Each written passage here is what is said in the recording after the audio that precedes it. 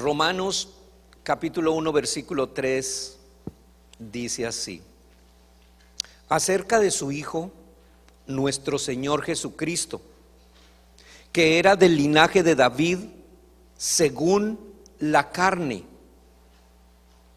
que fue declarado Hijo de Dios con poder, según el Espíritu de santidad, por la resurrección de los muertos, o de entre los muertos, y por quien recibimos la gracia y el apostolado para la obediencia a la fe en todas las naciones por amor de su nombre, entre las cuales estáis también vosotros, llamados a ser de Jesucristo.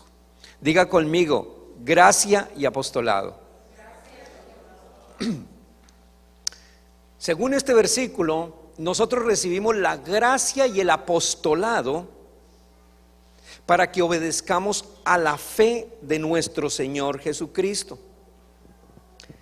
Entonces, esta gracia y apostolado van unidas. El mundo ha enseñado la gracia mezclado con ley, y han enseñado el apostolado como algo que Dios les ha entregado a unos hombres. Entonces muy fácilmente salen hombres por el mundo llamándose apóstoles. No es que esté a contra de los apóstoles, no, nada de eso, sino que no es un llamado de Dios, sino que es un llamado humano de hombres. Y aquí nos damos cuenta de algo: que para una persona ser apóstol tiene que haber venido acompañado de gracia y apostolado. Tiene que venir una unidad perfecta entre gracia y apostolado. No puede venir el apostolado solo ni la gracia sola, porque si existe gracia sola, entonces se puede contaminar, y si existe el apostolado solo, entonces también se puede contaminar, porque podemos ver apóstoles de la ley, muy fácil, y podemos ver gente que está en la gracia, pero que están mezclándole otras doctrinas de hombres. Y la gracia y el apostolado es algo que nos da el Señor a través del apóstol Pablo, para que nosotros podamos vivir en la fe en Cristo Jesús. O sea, la fe en Cristo Jesús no llega así porque así, sino por la gracia y el apostolado. Y vamos a ir a varios versículos para comprobar todo esto.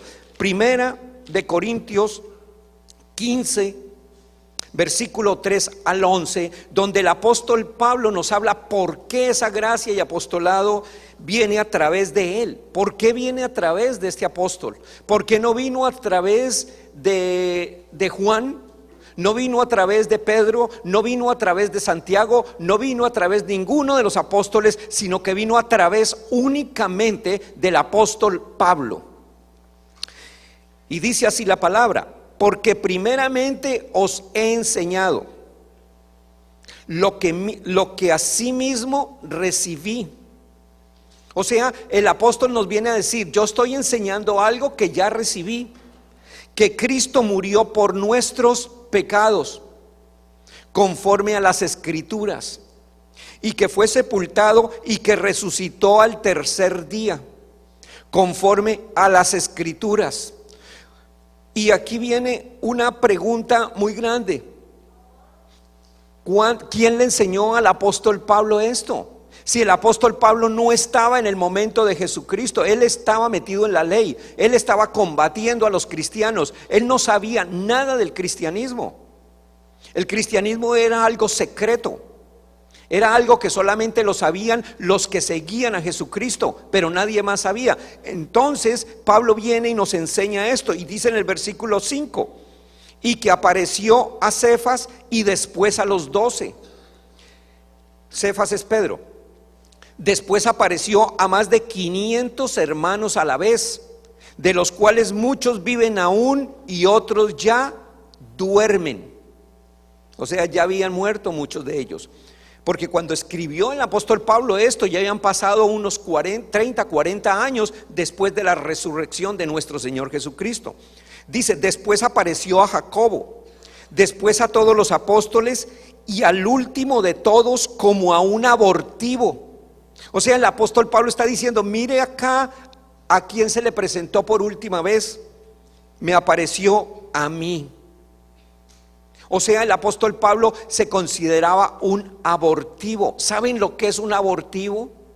Un niño que lo han abortado, o sea, muerto, que no sirve. ¿Qué hacen con un abortivo? Nunca le hacen un entierro. Un abortivo, ¿qué hacen? Cuando una mujer aborta en un hospital, ¿qué hacen con el feto? Lo botan, lo meten a canecas, yo no sé qué hacen con eso, pero nunca he visto que le hagan un entierro a un abortivo. Y Pablo dice, yo me considero como un abortivo. Entonces dice, porque yo soy el más pequeño de los apóstoles, que no soy digno de ser llamado apóstol, porque perseguía la iglesia de Dios, pero por la gracia de Dios soy lo que soy. Entonces dice el apóstol Pablo en el versículo 10, pero por la gracia de Dios soy lo que soy, y su gracia no ha sido en vano para conmigo. Antes he trabajado más que todos ellos, pero no yo. ¿Sí ven lo que dice él? He trabajado más que todos ellos, pero no yo, sino la gracia de Dios conmigo. Entonces la gracia de Dios que trabaja en nosotros es la que hace todas las cosas grandes. La que o sea yo o sean ellos, así predicamos y así habéis creído. Entonces Dios escogió al apóstol Pablo para que nos enseñara este glorioso evangelio que Cristo no había podido enseñar, porque Cristo vino en la ley. Cristo vino a la tierra y Él no enseñó el evangelio. Él vino a enseñar la ley para cumplir la ley, pero Él apenas dio unos chispazos de la gracia. Cristo no vino y trajo el evangelio.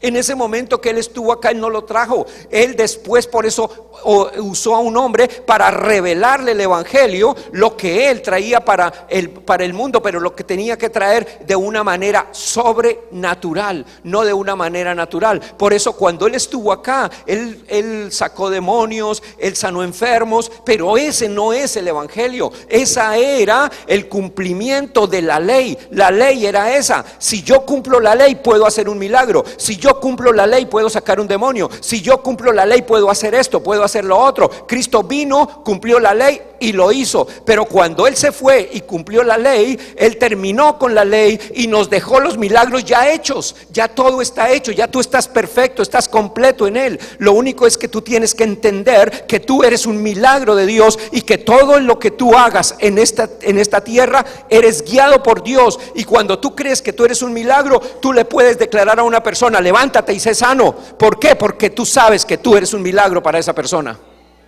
Tú eres un milagro, y puede ser un inconverso y lo va a recibir y Dios lo va a levantar. Puede ser un hombre no creyente, puede ser un no predestinado, pero tú eres un hijo de Dios porque tú eres milagro. Y no, esa persona no se va a recibir a Jesucristo ni se va a convertir a Cristo, sino que va a decir: wow, es que Cristo es muy bueno y muy buena gente. Pero ese hombre no va a seguir al Señor porque recibió el milagro. El Señor simplemente hace que esa persona reciba el milagro para declarar que tú tienes la gloria de Él dentro de ti.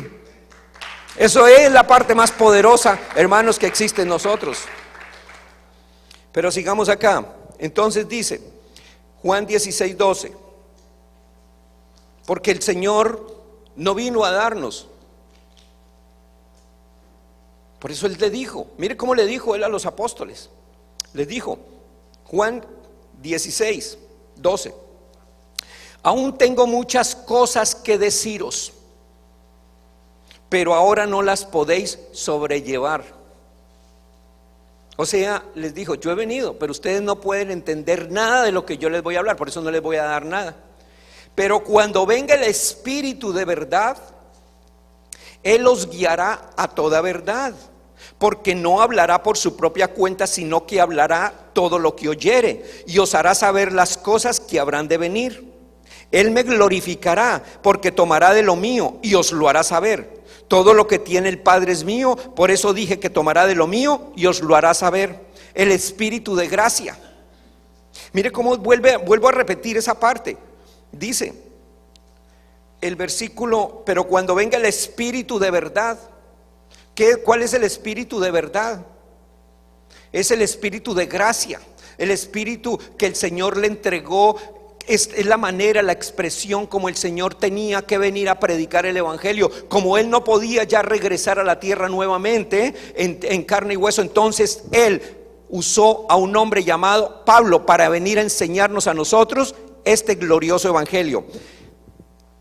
Hermanos, aún en este tiempo miles de personas no pueden sobrellevar esto. No pueden. Y en el corazón de uno como pastor, y yo sé que muchos de ustedes les pasa que ustedes llevan esta palabra y la gente dice: no creo, y no creo, y no creo, y no creen. Como dice la propaganda de AT&T, no creen, es imposible, no pueden. ¿Por qué no pueden? Porque el Señor no les abre el corazón. Por eso nosotros tenemos que orar para que el Señor le abra el corazón a los predestinados.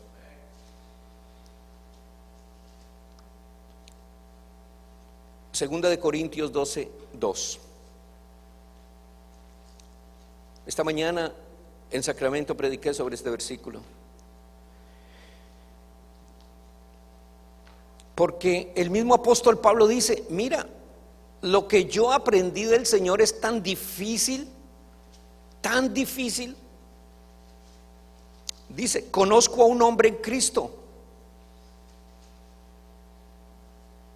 que hace 14 años, si en el cuerpo, no lo sé; si fuera del cuerpo, no lo sé, Dios lo sabe. Fue arrebatado hasta el tercer cielo, y conozco al tal hombre, si en el cuerpo o fuera del cuerpo, no lo sé, Dios lo sabe. Que fue arrebatado al paraíso, o sea, lo llevó al tercer cielo. ¿Y el tercer cielo qué es? El paraíso, donde oyó palabras inefables, palabras difíciles, palabras que no se pueden ni siquiera hablar. Dice que no le es dado al hombre expresar. O sea, el apóstol pudo mirar cosas allá en el cielo. Cuando el Señor lo llevó al paraíso, el Señor le enseñó cosas tan grandes que era imposible que él las pudiera entender, expresar, porque la gente no las iba a comprender, no las iban a entender, no podían entenderlas, no podían comprenderlas.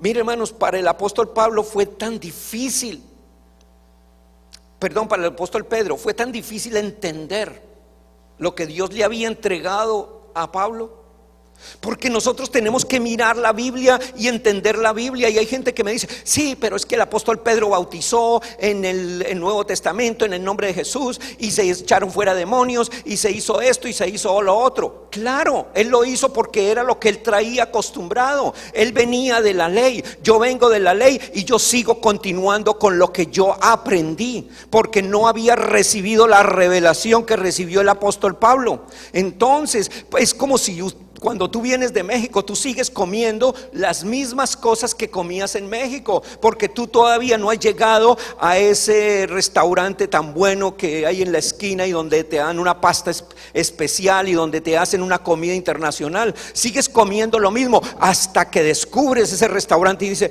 wow, qué delicia de restaurante, ahora voy a ir a ese restaurante. Comienzas a descubrir cosas nuevas. Eso mismo le pasó al apóstol Pedro. Él traía la ley, ellos traían la ley, pero Cristo no les había revelado todavía la gracia. Y la gente pregunta: pero es que Pedro lo hizo. Pero sí, lo hicieron y está correcto. Yo hago lo que yo estaba acostumbrado a hacer, porque eso es lo que yo traía. Pero cuando conocí lo mejor, cuando conocí lo más grande, entonces ya dejé de ser niño. Dice la Biblia: éramos niños y hacía las cosas de niño. Pero cuando dejé de ser niño, comencé a hacer las cosas de adulto. Y ahí es donde venimos nosotros, y ahí es donde viene el gran choque de las religiones del mundo, y la gente no puede comprender ni entender este glorioso evangelio. Estoy excited, hermanos, porque en mi corazón sé lo que Dios nos ha entregado, y lo sé Lo sé y por eso lo predico, y lo predico con toda mi fiebre, con todo el corazón, con toda mi energía, con todo lo que hay dentro de mí, porque yo sé lo que Dios nos ha entregado. Cuando el apóstol Pedro escuchó al apóstol Pablo, para él fue una locura. Ustedes pueden leer Gálatas capítulo 2. Lo que sucede en Gálatas 2 lo escondió la religión. La religión nos escondió Gálatas capítulo 2. Eso pasó por alto, nunca nos lo enseñaron. Nadie nos dijo de que Pablo había reprendido a Pedro. Siendo Pedro el poderoso, Pablo le dijo: hey Pedro, te condeno hoy, porque todo lo que tú estás enseñando es mentira. Léanlo, lean capítulo 2 de Gálatas y se van a dar cuenta. Pero el apóstol Pedro, cuando ya en sus años había pasado el tiempo, pudo comprender ese glorioso evangelio.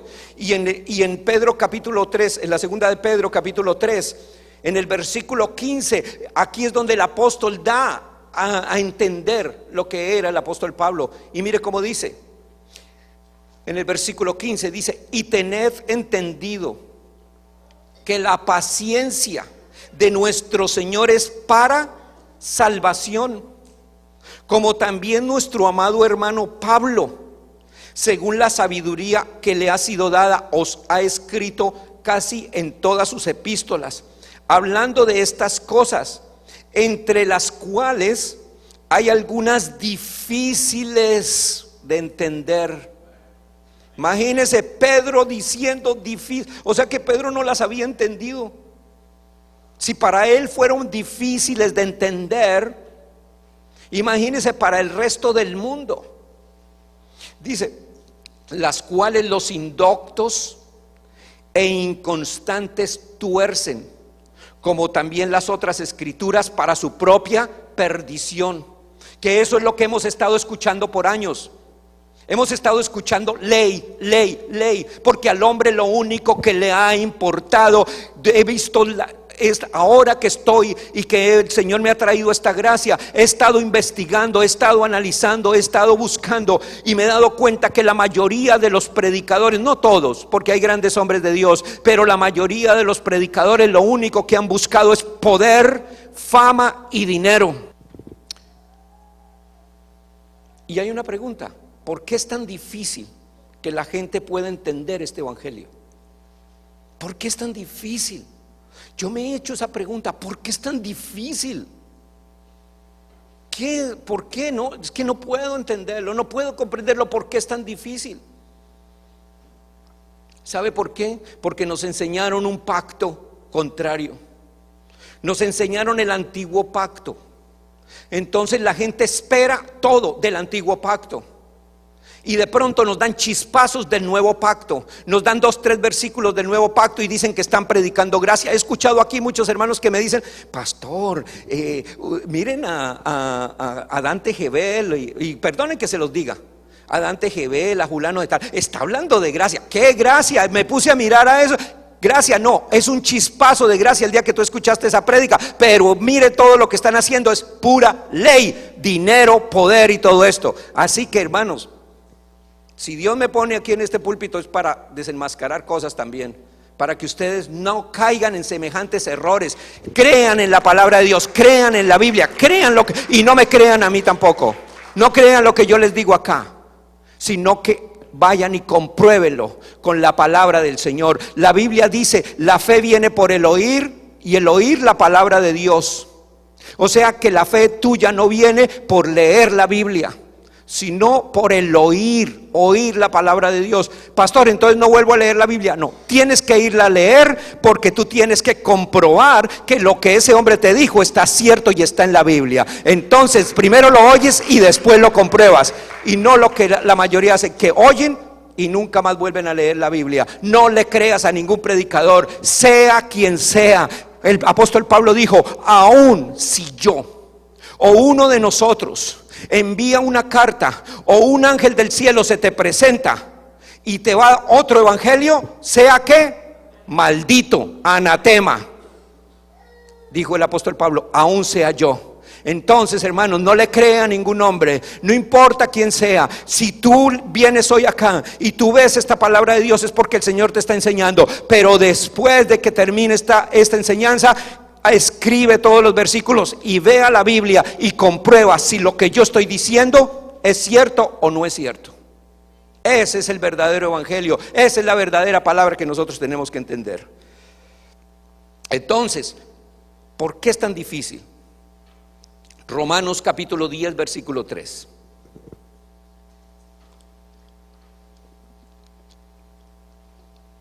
La justicia propia de los hombres. Porque ignorando la justicia de Dios y procurando establecer la suya propia, ojo, ignorando la justicia de Dios y procurando establecer la suya propia, que es lo que el hombre ha hecho,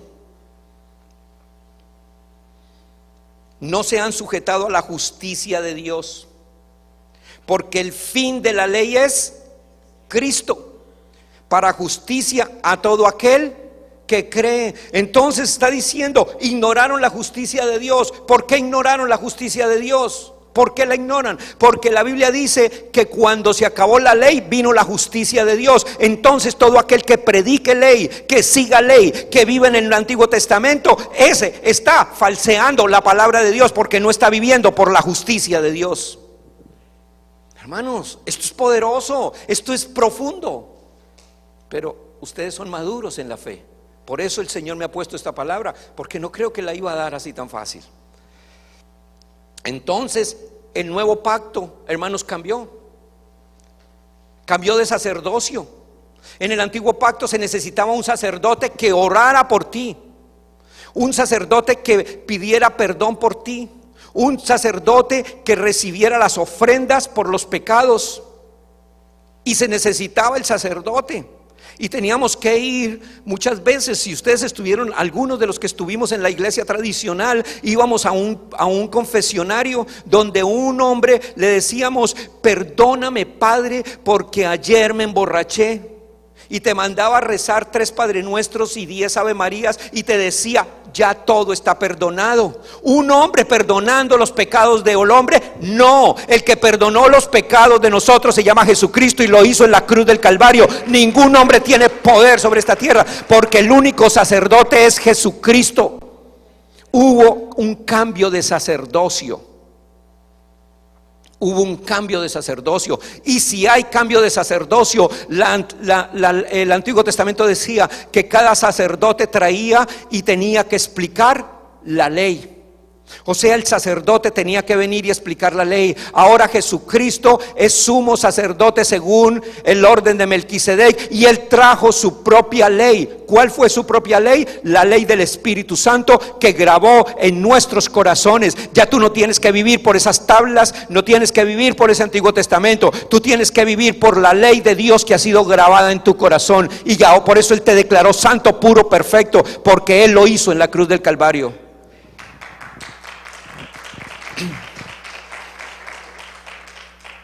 Hebreos 10, 16. A los que no han creído que se acabó la ley, que hay muchos que no creen, dicen: no, un momento, pues está bien, el Señor acabó con 600 leyes. Hay algunos que creen hasta en 600, pero todavía nos faltan 13. Yo no creo que el Señor haya acabado con todo. Él acabó con todo. Él dijo: consumado es. ¿Consumado qué es? Acabado. He acabado el tiempo, he acabado todo, Señor. Es tiempo de que todo cambie. Hebreos 10, 16. Este es el pacto que haré con ellos después de aquellos días, dice el Señor. Pondré mis leyes en sus corazones y en sus mentes las escribiré. ¿Dónde? Las escribió en una tabla de piedra y te las entregó. Nos enseñaron, ¿se acuerda que nos enseñaron los 10 mandamientos? Y nos los pusieron allá y los 10 mandamientos y nosotros creíamos en esos 10 mandamientos. Y el Señor Jesús vino y los acabó y los tumbó, pero la gente todavía sigue igual. Dice el Señor Jesús: solamente hay 2 nomás. ¿O no han leído la Biblia? Solamente 2 mandamientos: amarás al Señor tu Dios con todas tus fuerzas y todo tu corazón, y al prójimo como a ti mismo. Ahí se resume la ley y los profetas. Pero ¿qué hizo la ley? Nos trajo todo. ¿Por qué? Porque el hombre que sigue bajo la ley no es una persona que ama. Ellos viven por obligación. Ellos van a la iglesia porque los obligan. Porque si yo digo aquí en este momento, y si me pongo acá a hablar y digo por la ley, hermanos, maldito el que no diezme. Ay, hermano, bueno, vamos a diezmar para no ser maldito. Maldito el que no venga a la iglesia. Voy a ir a la iglesia porque soy maldito. Maldito el que haga tal cosa. Ay, sí, no voy a hacer esto. No, los hijos de Dios ya no lo hacemos porque vamos a recibir maldición, sino porque amamos al que nos dio la vida, al Dios Todopoderoso.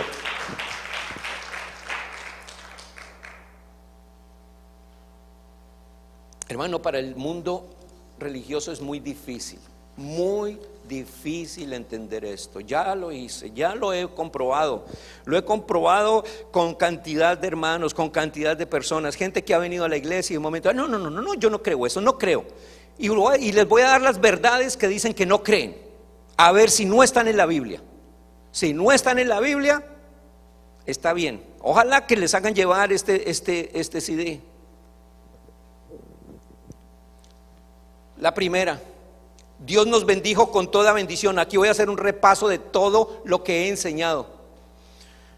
Obviamente que cortico, ¿no? Porque si no serían 3 años.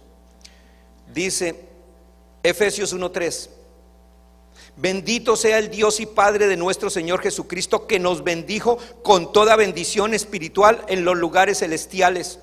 O sea que fuimos ya bendecidos. Es un pasado. Nos bendijo. Entonces, cuando yo les dije, hermanos, ya no tengo que decirle, hermano, Dios te bendiga, hermano, que la paz de Cristo esté contigo, ¿por qué, pastor? Si todavía no. Entonces no entienden este versículo de que ya tú fuiste bendecido con toda bendición espiritual en los lugares celestiales. Entonces tú estás negando que Cristo no te bendijo en la cruz del Calvario, sino que ahora tu propia justicia es: Dios te bendiga, Dios te guarde, Dios te cuide. No, tú no necesitas que Dios te cuide, porque Dios está dentro de ti. Él mora dentro de ti, y si Él mora dentro de ti, Él mismo te va a cuidar. Eso es como decirle, bueno, no sigamos adelante porque es mucho. O sea que tú no habías nacido, hermano. No, la gente no puede entender. Dios había nacido. No habíamos nacido nosotros, y ya Dios nos había bendecido con toda bendición espiritual. ¿No lo pueden entender? No, yo no creo eso. Segunda: el Señor nos predestinó y no lo pudieron entender. Nos escogió antes de la fundación del mundo. No, la predestinación es del diablo, como me dijo uno. Me dijo, no, ¿cuál predestinación? Pastor, la predestinación es del diablo. Yo me quedé mirándolo y le dije, hermano, pero está en la Biblia. ¿La Biblia es del diablo? Según eso, es del diablo. Es que yo no creo en la predestinación. Efesios 1, capítulo 4, versículo 5, o sea, el siguiente versículo. Según nos escogió en Él, ¿nos escogerá algún día? Nos escogió, pasado, antes de la fundación del mundo. ¿Cuándo te escogió el Señor? Entonces, miren lo que dicen, no creemos. Para que fuésemos santos y sin mancha delante de Él, en amor, habiéndonos predestinado a ser adoptados hijos suyos por medio de Jesucristo, según el puro afecto de su voluntad. O sea que el Señor te escogió a ti. Llámate como te llames, María, Marta, Emma, Juana, a Gabriel, Enrique, Fernando, como hubiera sido. Él te escogió desde antes de la fundación del mundo y te dijo, mira, yo ya te predestiné, tú eres mi hijo, tú estás salvo, no tienes problemas. Tú naciste, no importa si naciste en una mala familia, si naciste por las costumbres que te enseñaron, porque viviste tal vez en un narcotraficante, naciste en medio de un narcotraficante, naciste en medio de la pobreza, naciste en medio de los musulmanes, naciste en medio de los budistas. No importa dónde hayas nacido, ya te escogí, porque desde antes de la fundación del mundo eres mi hijo. Punto, no más. Eso es lo que dice el Señor. Nos salvó y nos perfeccionó por su misericordia. No dice nos salvará. Hermano, ¿quiere ser salvo? Pase al frente para que sea salvo. ¿Sí o no? Eso es lo que escuchamos y eso es lo que hacíamos. Por eso es que el Señor escoge cuando uno ha sido bien en la ley. Yo era uno de los de hueso colorado en la ley. ¿Se acuerdan, hermanas? Al principio, cuando comencé en la iglesia. ¿Sí se acuerdan, hermanas? Aquellas hermanas que usan maquillaje, hijas del diablo. Legalismo. Pero por eso le doy gracias a Dios por su misericordia. Tito 3, versículo 4. Oh Señor, qué maravilloso es nuestro Dios. Pero cuando se manifestó la bondad de Dios, nuestro Salvador, ojo, de Dios nuestro Salvador, y su amor para con los hombres, nos salvó, no por obras de justicia que nosotros hubiéramos hecho, sino por su misericordia, por el lavamiento de la regeneración y por la renovación en el Espíritu Santo. O sea, nada tuviste tú que hacer. Él te salvó cuando llegó el tiempo, el cual derramó en nosotros abundantemente por Jesucristo nuestro Salvador, para que justificados por su gracia viniésemos a ser herederos conforme a la esperanza de la vida eterna. O sea, tú eres un heredero. Y como lo expliqué el viernes, Señor, sáname por favor, Señor, sáname. Señor, te pido que me des una casa, te pido que me des un marido, te pido que me des todo. Y el Señor te dice: oye, si yo morí en la cruz del Calvario y te dejé esto por herencia, te sané, te salvé, te purifiqué, te di el poder, entonces ¿por qué lo estás pidiendo? ¿Acaso tú no tienes ya derecho propio porque la herencia es tuya? ¿O no? O yo tengo que irle a decir al vecino: ¿sabe qué? Mi papá murió hace 8 días, ¿usted me puede dar la herencia de mi papá? ¿Tengo que irle a rogar a la gente que me dé la herencia de mi papá? ¿O tengo que irle a decir a mi papá muerto: papá, deme la herencia? Lo que Él nos dejó herencia ya es nuestro, es tuyo, es tuyo. Lo único que tú tienes es que reconocer y tomar esa Biblia y decir: tú me sanaste, tú me purificaste, tú me hiciste rico, tú me limpiaste, tú me diste bendición. Esto es mío, Señor, y lo tomo porque es mi herencia, lo que tú me entregaste en la cruz del Calvario. Eso es lo que tú tienes que hacer. Pero no entendieron, ¿verdad?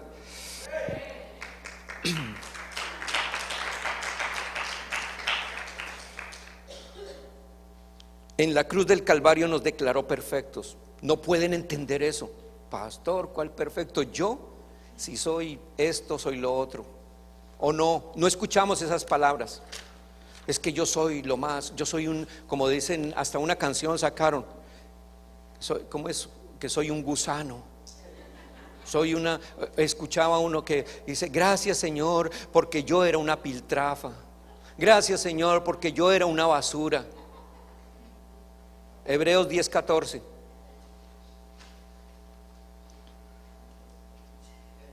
Tú no eras nada de eso, hermanos, si es un hijo de Dios. Porque en la cruz del Calvario sucedió algo que tú no entendiste ni comprendiste. Por eso el apóstol Pablo dice: es difícil de explicar, pero que ahora el Señor, por medio de su Santo Espíritu, nos lo está dando a entender. Porque con una sola ofrenda,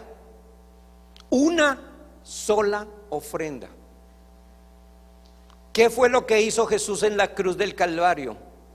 Ofreció su cuerpo, su vida.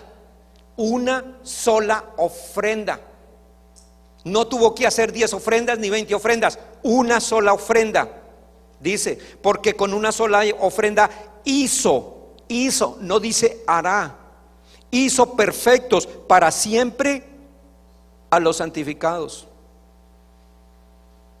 Entonces tú naciste y eres una piltrafa. No, porque Él te hizo perfecto. Lo que pasa es que el medio donde tú naciste fue un medio que te dañó tu carne, dañó todo lo que tú eras en la carne. Pero tu espíritu nadie lo ha podido dañar, porque el espíritu que Dios puso en ti está perfecto desde que tú naciste. Tú eres salvo desde que naciste, tú eres puro desde que naciste. Tu carne sí está contaminada de muchas cosas, y tienes que, por medio del evangelio, quitarte toda esa basura de miedos, de nervios, de enfermedades, de dolores, de angustias, de pobrezas en la carne, porque en el espíritu tú eres perfecto, porque con una sola ofrenda hizo perfectos para siempre a los santificados.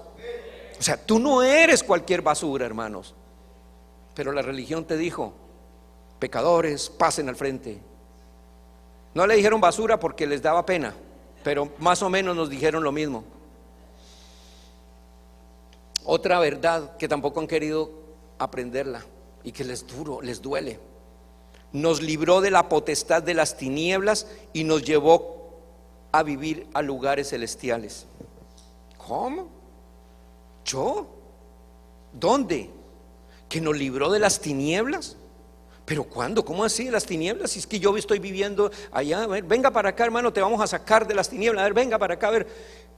¿En qué andas? No, borrachera. ¿En qué otra cosa? A ver, consejería, venga para acá, a ver, consejeros, a ver, vamos a hablar. Pase, señor, pase, pasa ahí a ver, cuéntenos todos sus pecados. ¿Qué eras? No, yo era un borracho, yo era un sinvergüenza, yo le era infiel a mi mujer, yo era esto, yo era lo otro. Oh, ok, vamos a sacarlo de la potestad de las tinieblas. Venga para acá, a ver, te saco todos los demonios en el nombre de Jesús. Y comenzamos allá, y el otro vomita y tal cosa, y quedó libre. A los 15 días otra vez está borracho. Hermanos, esto fue tan difícil que lo puedan entender la gente. Vamos entonces a la Biblia para que sí lo entiendan. Colosenses 1:13. ¿Quién es el cual? Nos ha librado de la potestad de las tinieblas. Ojo, es un pasado presente, un presente continuo, perdón. Nos ha librado de la potestad de las tinieblas y trasladado al reino de su amado Hijo. O sea, en la cruz del Calvario te trasladó de las tinieblas sin tú haber nacido, ya te trasladó de las tinieblas al reino de su amado Hijo. Y la pregunta que viene ahora y que le hago a todos, ya lo he explicado aquí varias veces, pero por causa de aquellos que no han venido casi a la iglesia, vuelvo a repetirlo. Si Cristo, digamos, aquí está Cristo, aquí está el poder de las tinieblas, aquí está el poder de las tinieblas, y aquí está el poder de Cristo, el reino de su amado Hijo. Y Dios viene y te sacó del poder de las tinieblas y te trasladó al reino de su amado Hijo. Y tú estás en el reino de su amado Hijo. ¿Puede el diablo, si viviera, si existiera, sacarte a ti del reino de Cristo Jesús y volverte otra vez a las tinieblas? Si eso fuera así, entonces Él no sería Dios, porque otro tenía más poder que Él para poderte sacar a ti. Pero a Dios nadie le puede arrebatar sus ovejas, porque lo que es de Él y punto. Por eso el que cree en el diablo y el que habla de esto está blasfemando contra nuestro Señor Jesucristo, y está diciendo: en la cruz del Calvario tú no hiciste nada, moriste en vano, porque el diablo todavía sigue vivo y nos sigue sacando y nos sigue destruyendo. Nadie te puede destruir. Tú eres hijo y eres hijo, y el hijo Él siempre lo va a respaldar.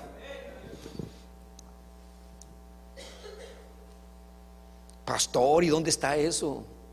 Si todavía vemos tantas palabras de Satanás en la Biblia. El apóstol Pablo habló muchas veces de eso. La palabra del opositor, la herencia diabólica, la herencia satánica que traíamos nosotros en nuestra carnecita, porque esta carne es diabólica, es mala, es pecadora, es inmunda.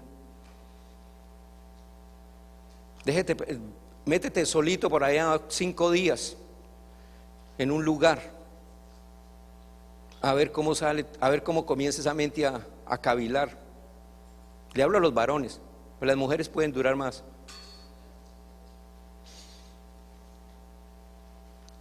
Hebreos 2:14. Es que yo no entiendo por qué no lo pudieron entender, por qué no lo pueden entender, por qué no pueden comprender esta palabra. Si son versículos de la Biblia, si es la misma Biblia. Así que por cuanto los hijos participaron de carne y sangre, Él también participó de lo mismo, para destruir por medio de la muerte al que tenía el imperio de la muerte. A ver, todos leamos ese último pedazo. Esto es, ¿a quién? ¿Lo destruyó o fue que solamente fui yo el que leí mal? Lee tu Biblia, lee la palabra de Dios.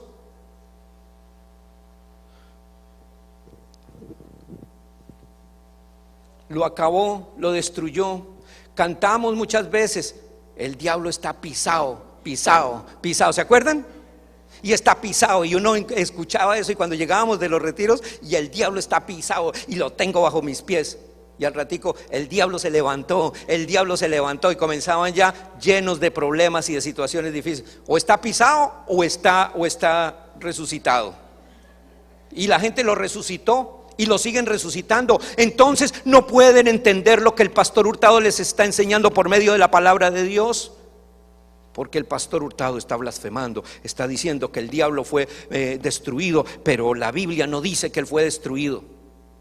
Entonces lea la palabra de Dios a ver si lo que dice aquí es mentira. Dice que anuló. Les digo yo, hermanos, todas las maldiciones fueron anuladas. Esas maldiciones generacionales que nos dijeron y que nos metieron 20,000 mentiras, y que yo era uno de los que promotor, yo estaba más asustado de todas esas maldiciones. Que tú traes una maldición generacional, porque tu papá y tu mamá fueron borrachos, tú eres un borracho. Tu mamá fue una sinvergüenza, tú eres un sinvergüenza. Tu papá fue un ladrón, tú vienes a ser un ladrón. Tienes que romper esas maldiciones. ¿No nos enseñaron eso? Ok, vamos entonces al versículo. Colosenses 2:14. Entonces nos enseñaron a nosotros ¿qué? Guerra espiritual. Y nos enseñaron guerra espiritual.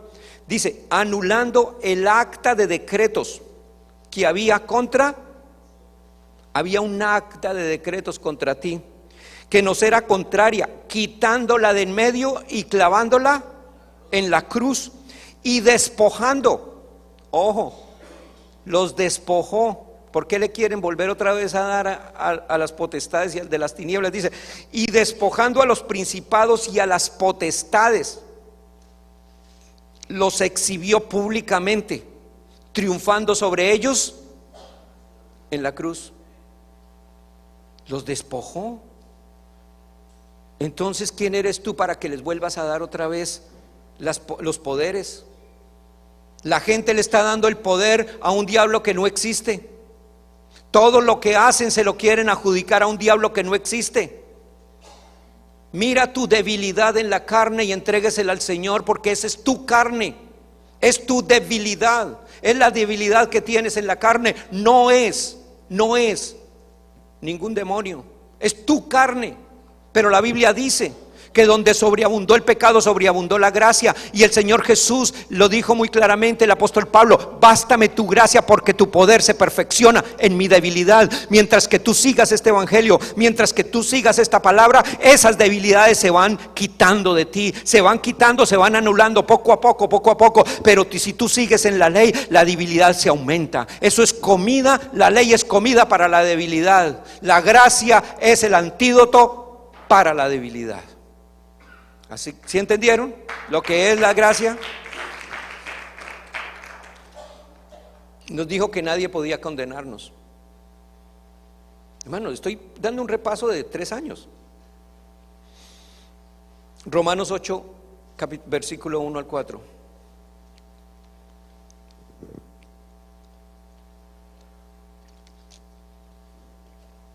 Ahora pues vos, como dicen los hermanos del Salvador, si son del Salvador o de Nicaragua, que dicen, ahora pues ninguna condenación hay para los que están en Cristo Jesús. Pregunta, ¿tú estás en Cristo? Los que no andan conforme a la carne, sino conforme al Espíritu.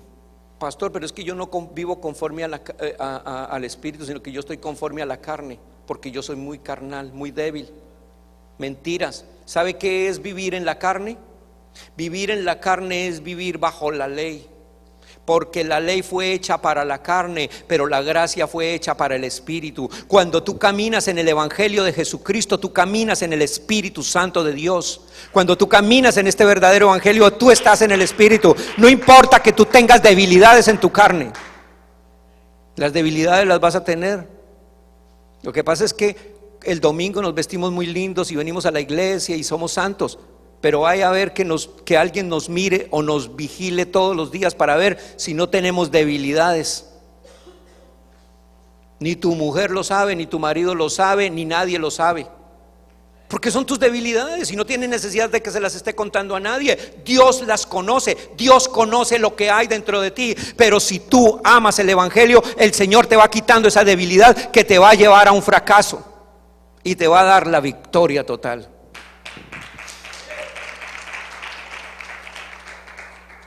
Porque la ley del Espíritu, y aquí viene lo que estaba explicando, porque la ley del Espíritu de vida, la ley, ojo, la ley del Espíritu de vida en Cristo Jesús, o sea, es otra ley, no es la de Moisés, es la ley del Espíritu.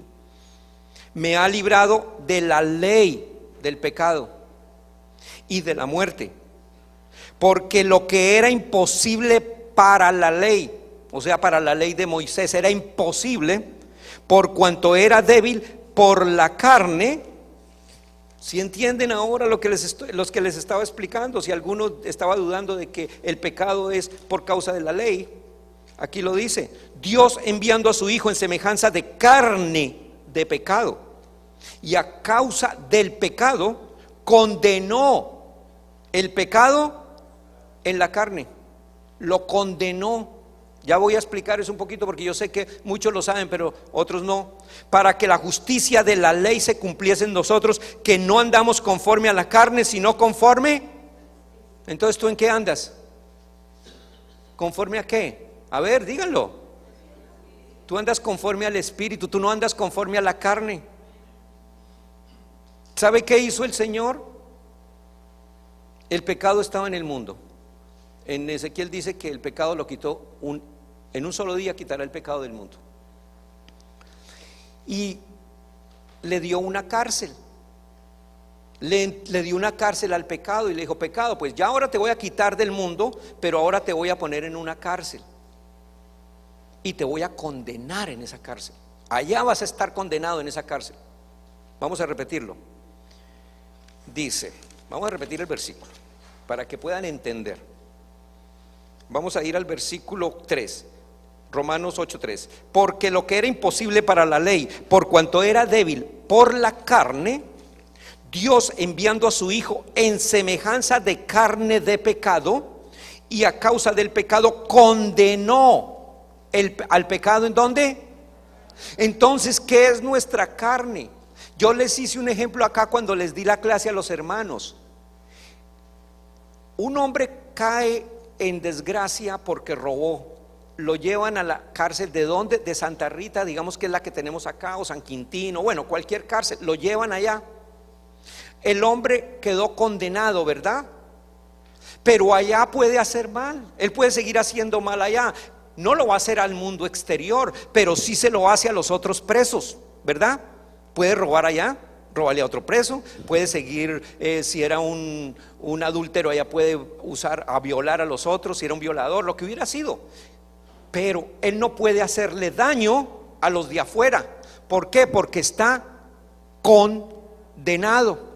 Entonces aquí dice que el Señor condenó al pecado en la carne. Lo que Él hizo fue que tu carne es la cárcel donde Él condenó al pecado. Por eso tu carne está llena de pecado. Tu carne es pecadora, es mala, es inmunda. Aunque seas muy bonita, aunque te maquilles muy hermoso, aunque varón hagas el mejor ejercicio, tu carne es inmunda. Entonces tú tienes que vivir por medio del evangelio de la gracia para que esa carne esté prisionera allá. Es como si la tuvieras en un calabozo y no la dejas, porque el día que le des rienda suelta a tu carne, esa carne sigue cometiendo el mismo error.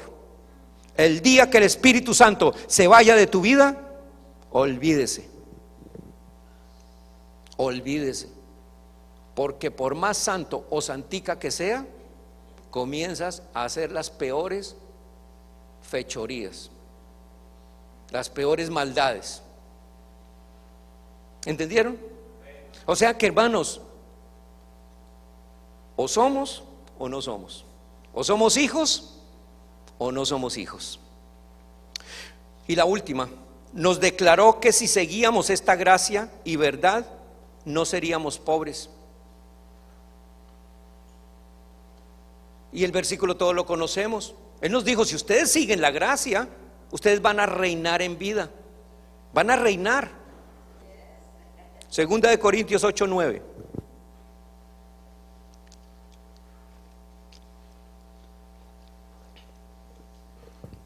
Después del versículo pase la alabanza.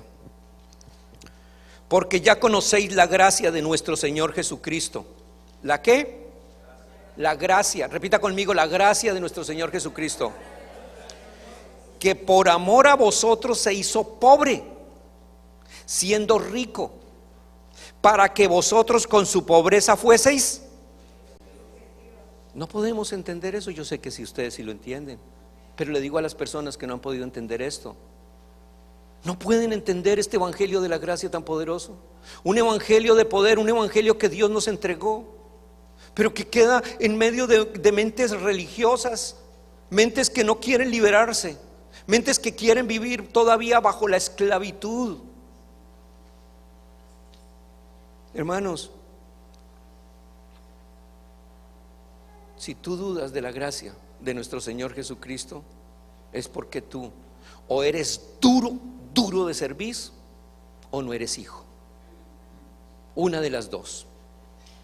O tienes esa cerviz que es pero dura, y el Señor va a necesitar de pronto un martillo para romper esa cerviz, o no eres hijo. Primera de Corintios 3:10, y vamos a terminar con esto.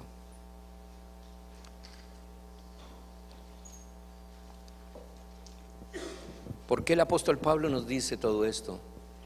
El fundamento de la gracia. Y ese fundamento es el que yo hablo y que predico. El fundamento de la gracia que nos lleva a la victoria y nos lleva a reinar en vida. Yo sé que muchos de nosotros no habíamos reinado en vida, pero ahora reinamos. Yo me siento un vencedor, un victorioso. Y sé que muchos se sienten ya vencedores y se sienten libres y ya no se sienten esclavos, ya no se sienten acusados de nadie. Primera de Corintios 3:10 dice: conforme a la gracia de Dios que me ha sido dada, yo como perito arquitecto, o sea, un arquitecto es el que comienza a construir unas bases y un edificio, puse el fundamento y otro edifica encima. Pero cada uno mire cómo sobreedifica. O sea, el apóstol Pablo puso ya el fundamento, que es Jesucristo, y nosotros tenemos que comenzar a construir sobre el fundamento de la gracia, de lo que el apóstol Pablo dijo. Porque nadie puede poner otro fundamento que el que está puesto, el cual es Jesucristo. Ese es nuestro fundamento. Nuestro fundamento es el Señor.